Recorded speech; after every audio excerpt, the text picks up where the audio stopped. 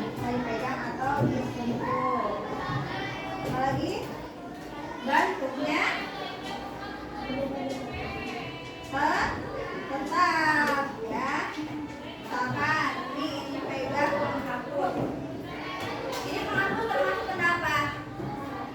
Padat ya. Bisa dilihat tidak? Kalau kita semua lihat, bisa dipegang tidak? Bisa. Nah, kalau ini penghapus ini Umi simpan di meja, apakah bentuknya berubah? Tidak ya, tentu bentuknya masih tetap atau masih sama ya. Sekarang benda cair.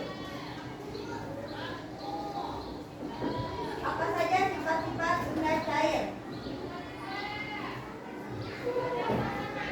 Benda cair. Yang pertama apa? Apa? Tidak bisa dipegang. Dipegang. Apa lagi? Bisa dilihat.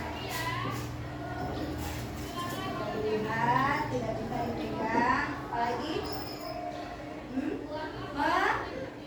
menyesuaikan bentuk apa? Wadah ya. Cair yang pertama tidak bisa dipegang. Kalau kita menggenggam air, bisa nggak dipegang? Tidak bisa ya. Dilihat bisa ya. Menyesuaikan bentuk wadah. Nah, jadi gini, kalau menyesuaikan bentuk wadah itu, misalkan ini kan air minum.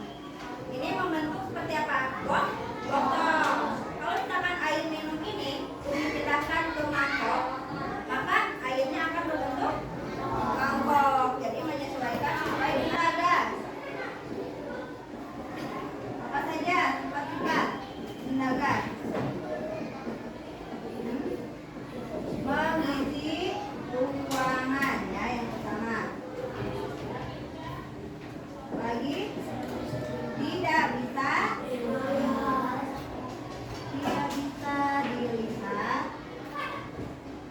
Lagi menyesuaikan wadahnya. Nah, sama ya, sifat-sifat benda gas pun yang pertama yaitu mengisi ruang. Ini di sini ada benda gas ya.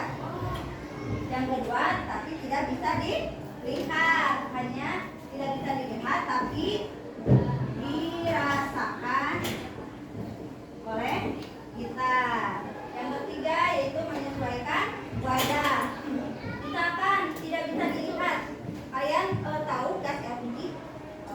Nah, itu kan bentuknya gas. Kita kan nggak bisa melihat ya isinya bagaimana, dari mana, letaknya ada di mana gasnya itu. Tetapi kalau misalkan gas itu bocor, kita masih bisa mencium baunya. Nah, itu disebut dengan sifat gas. Sekarang contoh benda padat. Yang pertama apa tadi? Bang? Aku. Apa lagi? Meja. Yang keras suaranya ya. Apa lagi? Papan tulis. Sudah ya. Sudah. Benda cair. Contohnya apa? Air. Selain air, minyak. Betul. Minyak. Kecap, dan lain sebagainya. Benda